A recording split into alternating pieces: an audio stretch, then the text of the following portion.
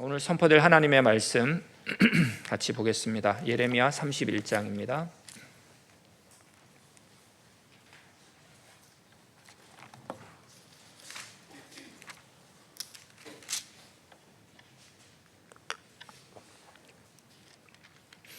예레미야 31장 31절에서 34절 교독하겠습니다.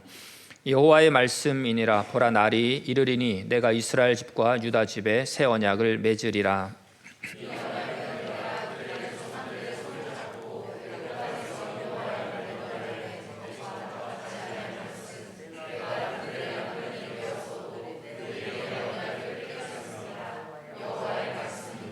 그러나 그날 후에 내가 이스라엘 집과 맺을 언약은 이러하니 곧 내가 나의 법을 그들의 속에 두며 그들의 마음에 기록하여 나는 그들의 하나님이 되고 그들은 내 백성이 될 것이라. 여호와의 말씀이니라.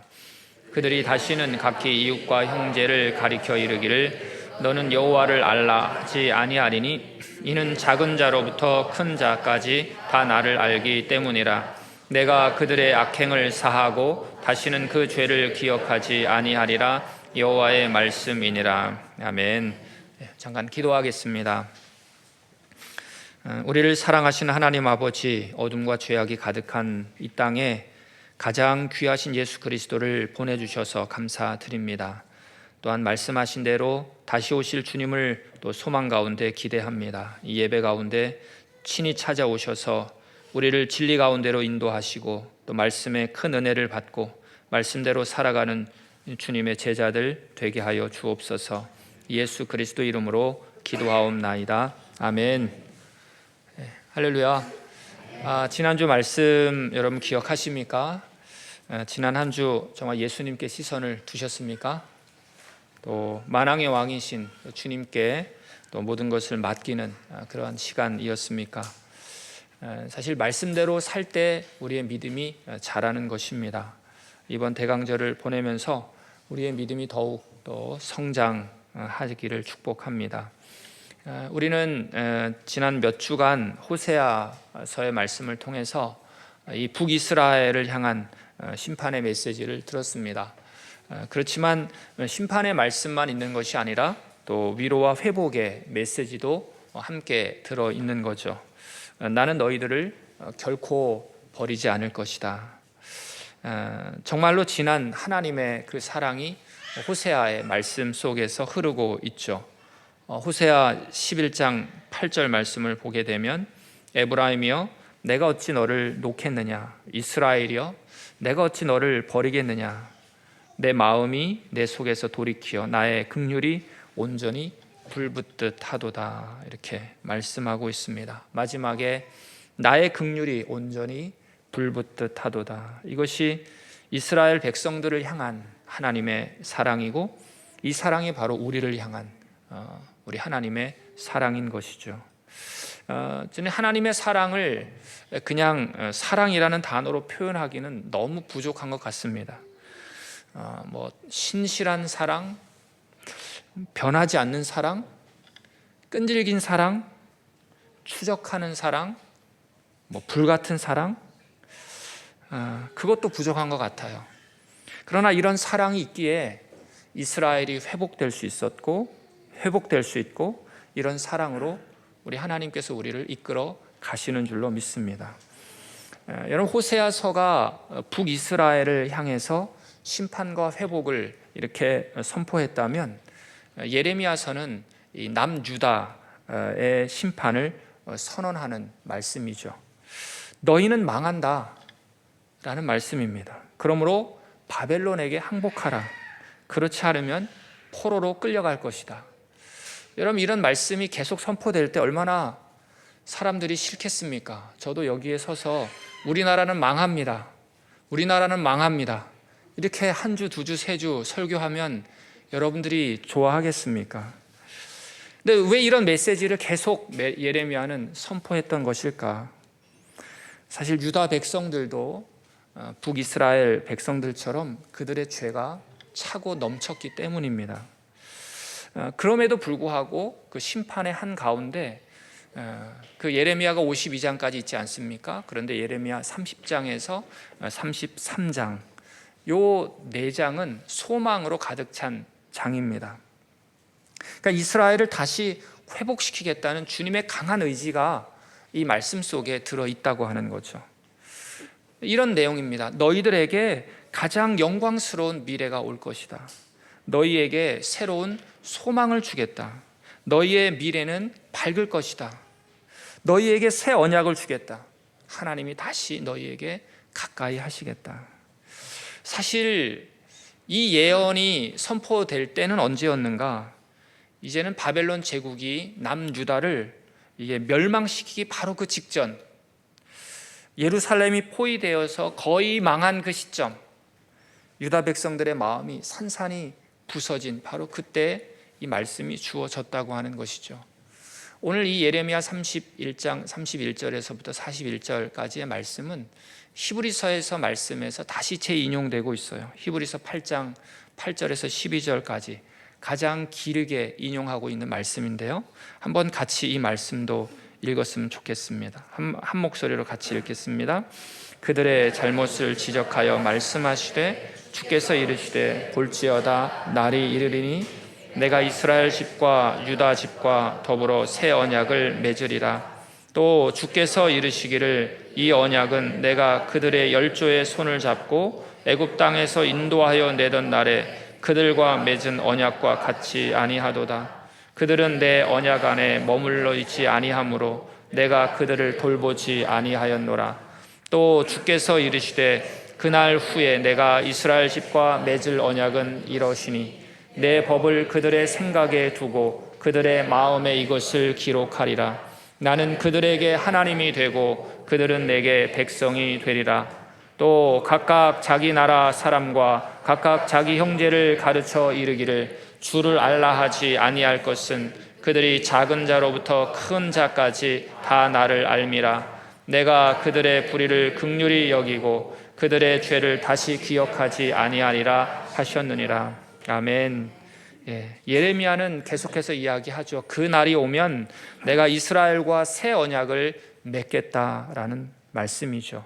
오늘 다시 예레미야 31장 31절 말씀을 보게 되면 보라 날이 이르리니 내가 이스라엘 집과 유다 집에 새 언약을 맺으리라.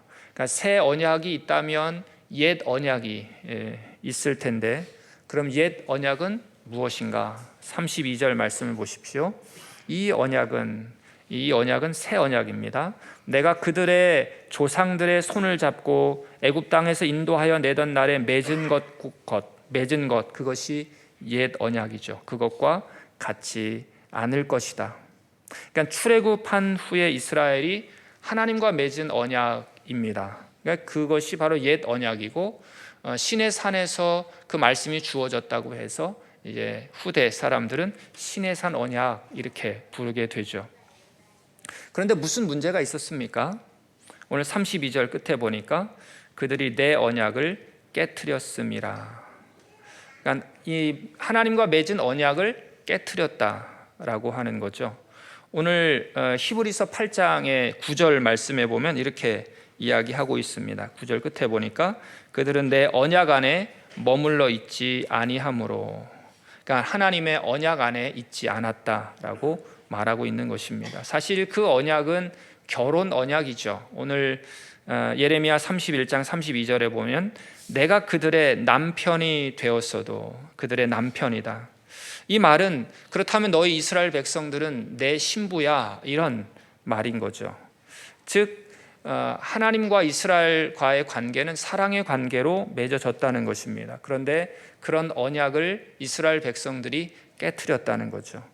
신부인 이스라엘 백성들이 남편인 하나님을 떠나서 여러 우상을 섬겼다고 하는 것입니다. 그것이 바로 간음인 거죠. 특별히 옛 언약은 하나님이 모세를 통해서 주신 언약입니다. 그러니까 하나님이 직접 돌에 새겨 주신 거죠. 그것이 바로 십계명인 것입니다. 그러니까 말씀에 순종하면 복을 받지만 말씀대로 살지 않으면 하나님의 저주가 그들에게 임하겠다고 하는 거죠. 사실 옛 언약 자체는 전혀 문제가 없습니다. 문제는 무엇입니까? 이스라엘 백성들이 그 법을 지킬 수 있는 능력이 그들에게 없었다고 하는 거죠. 그러니까 하나님께 문제가 있는 것이 아니라 사람에게 문제가 있었던 것입니다. 여러분, 이스라엘의 역사 가운데 사사시대가 있지 않습니까?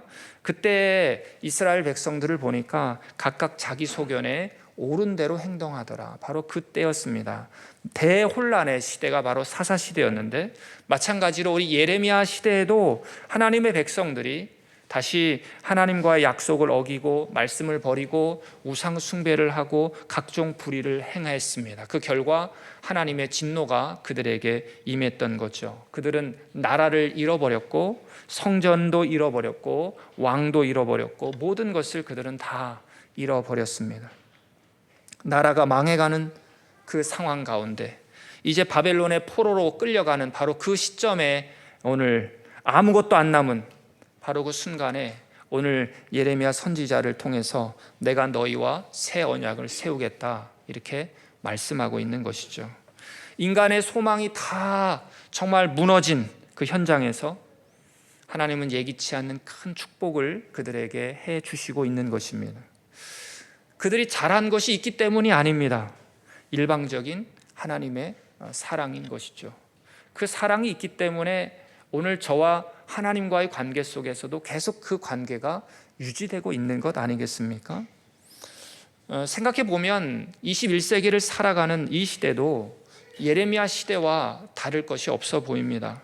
물론 예레미야 시대, 지금으로부터 2500년, 600년 전의 그 시대와는 비교할 수 없을 만큼의 이 과학과 기술은 발전을 했습니다. 지금 우주 여행을 하는 그런 시대가 오지 않았습니까? AI, 인공지능을 통해서 또 다른 세상을 기대하고 있는 이 시대입니다.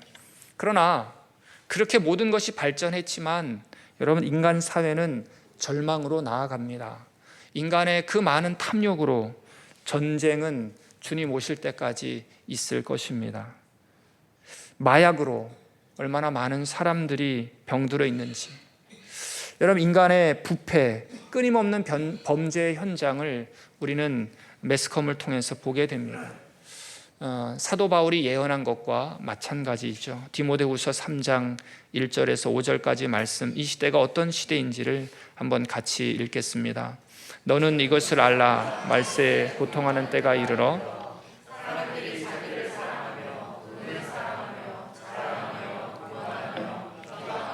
부모를 거역하며 거룩하지 아니하며 무정하며 원통함을 풀지 아니하며 오만하며 절제하지 못하며 사나우며 선한 것을 좋아하지 아니하며 배신하며 조급하며 자만하며 쾌락을 사랑하기를 하나님 사랑하는 것보다 더하며 경건의 모양은 있으나 경건의 능력은 부인하니 이 같은 자들에게서 내가 돌아서라. 여러분, 이 세상에 사는, 이러한 세상에 사는 우리에게 참 예수 믿는 것 외에 다른 소망이 무엇이 있겠습니까? 세상으로 가는 길을 멈추고 정말 주님을 향해 우리는 나아가야 되는 것입니다. 새 언약을 맺으리라. 새 언약을 주겠다. 이 새 언약은 오늘 우리를 구원하실, 우리에게 구원을 주실 그 예수 그리스도의 오심을 가리키는 것이죠. 새 언약은 그냥 예수 그리스도라고 이해하면 좋을 것 같습니다. 그렇다면 옛 언약과 새 언약의 차이는 무엇인가? 33절 말씀을 보니까 그러나 그날 후에 내가 이스라엘 집과 맺을 언약은 이러하니 곧 내가 나의 법을 그들의 속에 두며 그들의 마음에 기록하여, 내가 나의 법을 그들의 속에 두며 그들의 마음에 기록하겠다. 한마디로 하나님의 법을 마음에 새기겠다. 이것이 새 언약이라고 하는 것이죠. 옛 언약은 어땠습니까? 하나님의 계명을 돌에 새겨 주셨습니다. 돌에. 그런데 새 언약은 마음에 새기겠다. 무슨 뜻일까요? 바로 우리의 마음을 변화시켜 주시겠다고 하는 말입니다.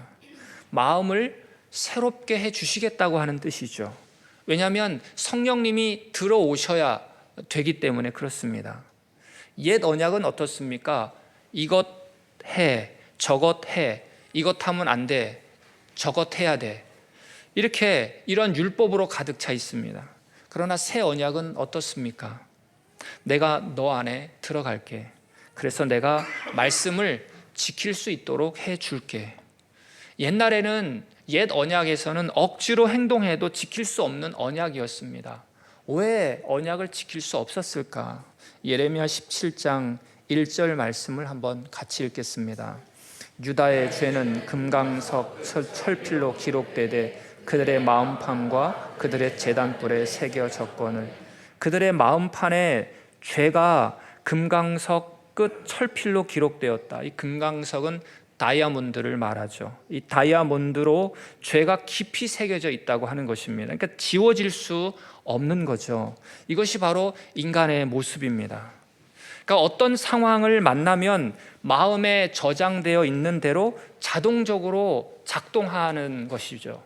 오른쪽 뺨을 맞으면 나도 오른쪽 뺨을 때려야지 직성이 풀리는 것입니다.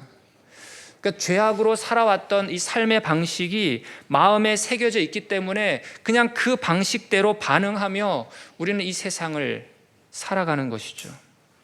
여러분, 이스라엘 백성들이 애굽에서나 광야에서나 가나안 땅에서나 하나님을 향한 태도가 전혀 바뀌지 않았던 것, 그것은 바로 마음이 변화되지 않았기 때문입니다.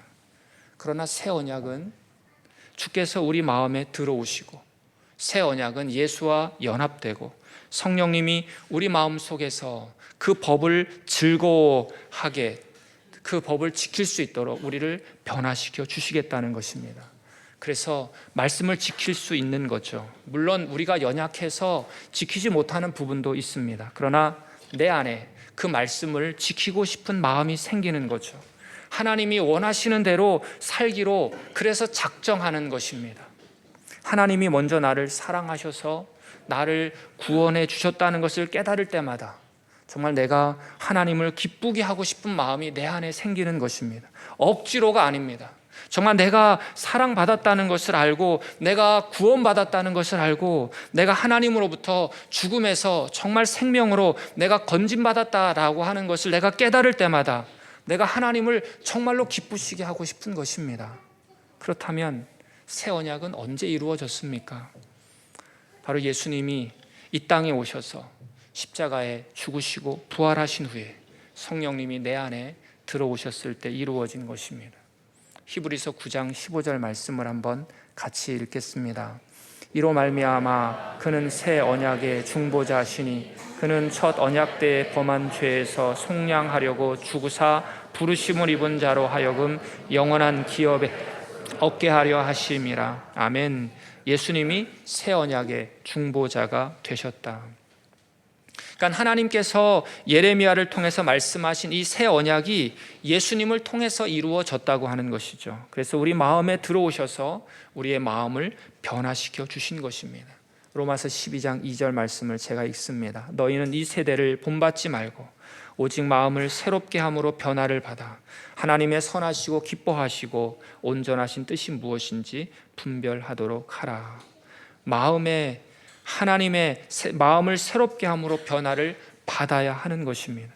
이 마음의 변화가 없이는 하나님의 뜻을 분별할 수 없는 거죠. 여러분, 마음의 변화는 우리 주님이 해 주셔야 하는 것입니다. 내가 결심해서 될 수 있는 일이 아니죠.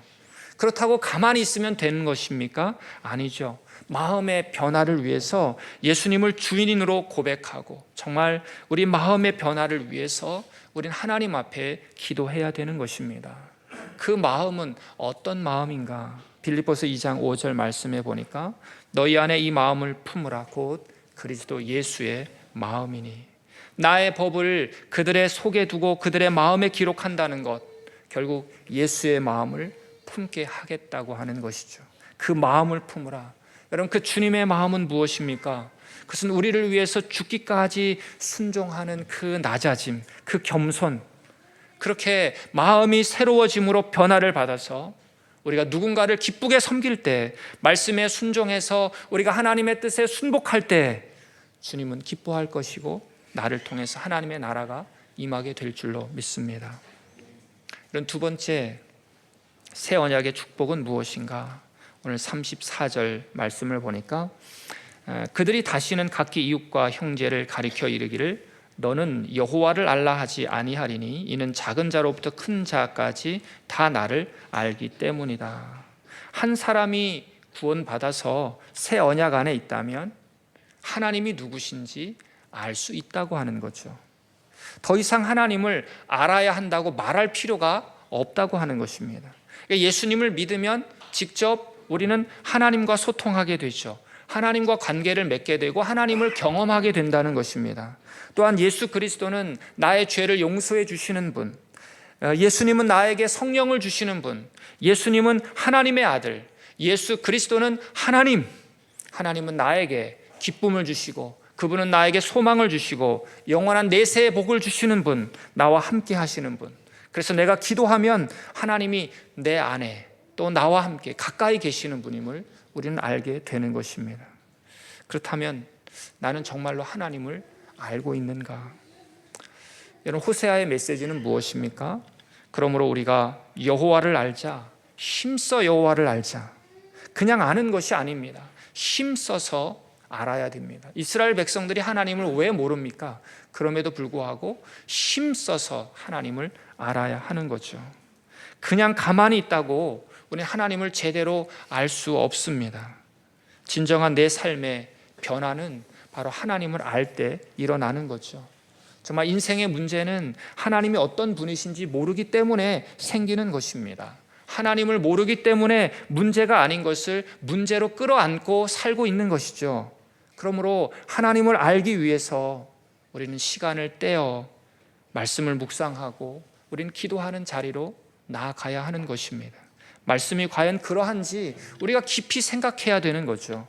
그 말씀을 또한 내 삶에 적용하고 잘못된 태도와 행동은 고쳐야 되는 것이죠. 그럴 때 정말 우리를 회복시키시는 그 하나님을 우리는 또다시 경험하게 됩니다. 또다시 하나님이 어떤 분이신지 우리는 알아가게 되는 것이죠. 그 하나님을 알아가는 일에 힘쓰는 저와 여러분들 될 수 있기를 축복합니다. 세 번째 무엇일까요? 34절 끝부분입니다. 내가 그들의 악행을 사하고 다시는 그 죄를 기억하지 아니하리라 여호와의 말씀이니라. 하나님은 죄를 용서해 주시는 분, 그리고 죄를 다시 기억하지 않겠다 말씀하십니다. 어떻게 이런 일이 벌어질 수 있을까요? 여러분, 죄 사함을 받으려면 내가 피를 흘려 죽어야 합니다. 죄의 삭은 사망이기 때문에 그렇습니다. 그러면 살아남을 사람이 아무도 없지 않겠습니까? 그래서 옛 언약 아래에서 우리 하나님께서는 사람 대신 짐승이 피 흘려서 죽게 했던 것이죠. 내가 짐승이 죽는 모습을 보면서 너의 죄를 용서해 주겠다고 하는 것입니다. 그런 일들이 1000년이 넘도록 이어져 오지 않았습니까? 그러나 하나님은 이 새 언약에서 유일한 하나님의 방법을 제시하시죠. 그것이 뭡니까? 히브리서 10장 12절 말씀 한번 같이 읽겠습니다. 오직 그리스도는 죄를 위하여 한 영원한 제사를 드리시고 하나님 우편에 앉으사. 히브리서 10장 18절 말씀도 같이 읽습니다. 이것들을 사하셨은즉 다시 죄를 위하여 제사 드릴 것이 없느니라. 예수님은 자신의 피를 흘려 주셨던 거죠. 그래서 택한 백성들, 저와 여러분들의 죄와 허물을 단번에 십자가에서 영원히 사하신 것입니다. 새 언약 백성인 오늘 저와 여러분들은 예수 그리스도로 말미암아 용서받은 그러한 백성들입니다. 누구도 이 하나님과 우리와의 관계를 끊을 수 없고 해칠 수 없는 것입니다. 오늘 34절 말씀에 그들의 악행을 사하고 다시는 그 죄를 기억하지 아니하리라. 내가 그들의 악행을 사하고 다시는 그 죄를 기억하지 않겠다. 그렇습니다. 사망이나 생명이나 하늘에 있는 것이나 땅에 있는 것이나 정말 그 어떤 것도 우리 주 예수 그리스도의 사랑에서, 하나님의 사랑에서 끊을 수 없는 것입니다.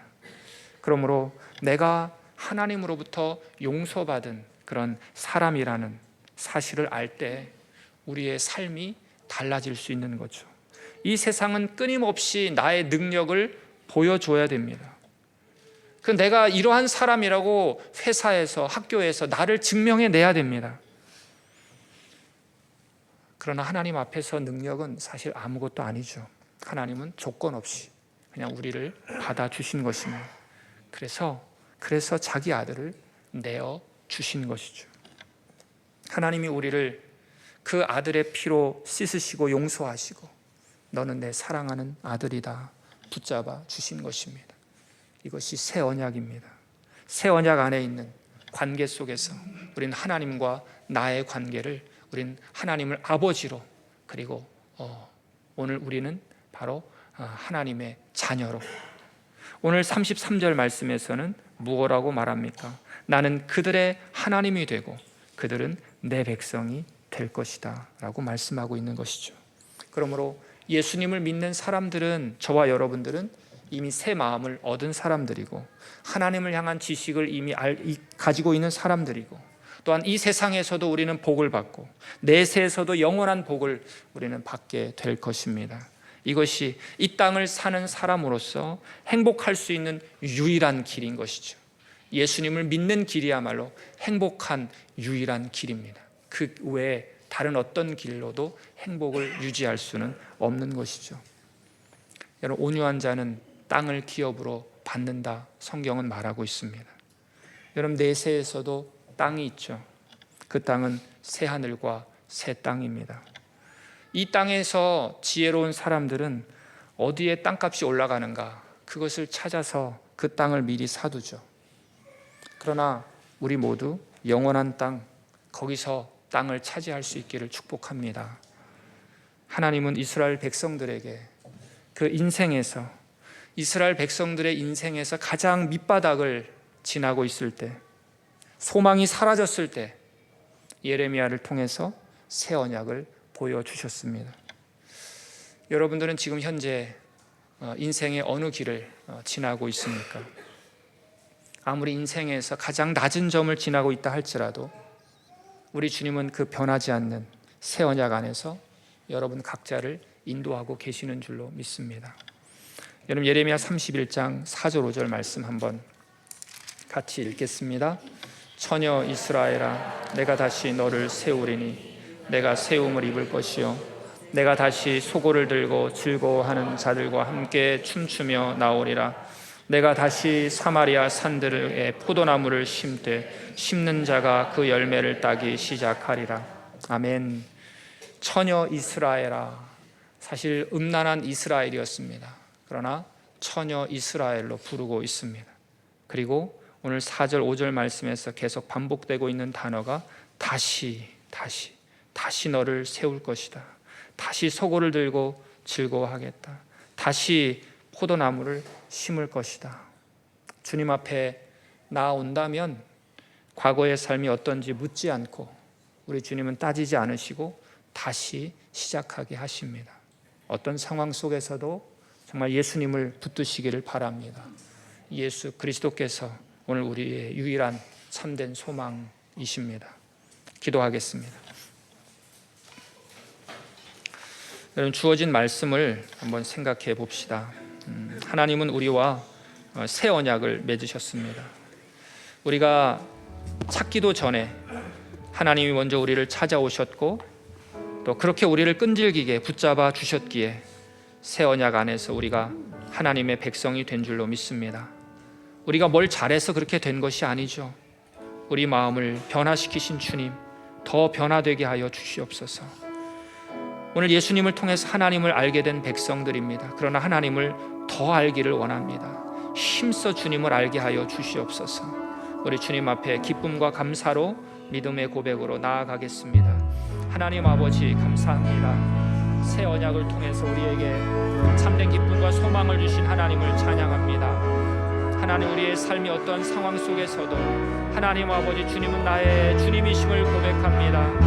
하나님 아버지, 더 주님을 바라보게 하여 주시고 하나님의 풍성한 은혜를 더 깊이 누리며 나아가는 하나님의 자녀 될 수 있도록 주여 인도하여 주시기를 간절히 원합니다. 하나님 아버지, 원통함을 풀게 하시고 사나움을 풀게 하시고 정말 겸손하게 주님을 바라보며 나아가는 주의 자녀 될 수 있도록 하나님 인도하여 주시기를 간절히 원합니다. 하나님 아버지, 우리를 구원하신 주님, 우리에게 참된 소망을 주신 주님, 믿음의 고백으로 나아갈 수 있도록 하나님 인도하여 주시옵소서. 살아계신 하나님을 바라보며 나아가는 주의 자녀 될 수 있도록 하나님 인도하여 주시기를 간절히 원합니다. 주여 불쌍히 여겨주시옵소서. 하나님 아버지, 교만된 마음을 내려놓게 하시고 하나님, 오늘 우리에게 하나님의 마음이 부어지게 해주셔서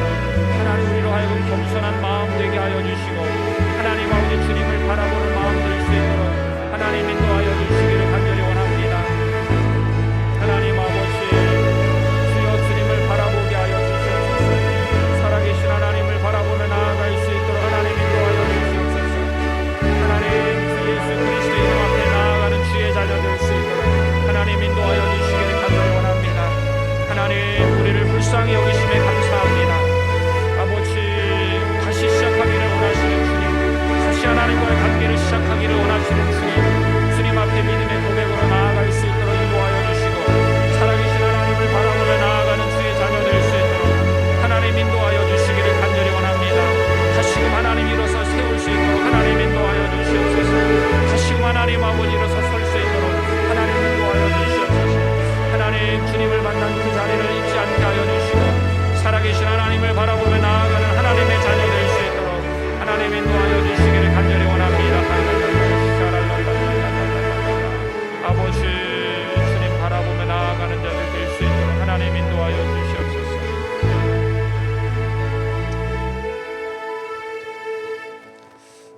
하나님 아버지, 저희를 불쌍히 여기셔서 예수님을 믿는 우리에게 구원을 베푸심에 감사드립니다. 새 언약 안에서 성령님을 보내주시고 하나님의 법을 우리 마음에 새겨주셔서 감사드립니다. 날마다 성령의 음성에 귀 기울이며 살게 하여 주시옵소서. 우리를 더 아름답게 변화시켜 주시옵소서. 예수 그리스도의 이름으로 기도하옵나이다. 아멘. 우리 다 같이 일어나셔서 우리 말씀을 생각하시면서 우리 내 삶 드리리 우리 주님 앞에 찬양하겠습니다.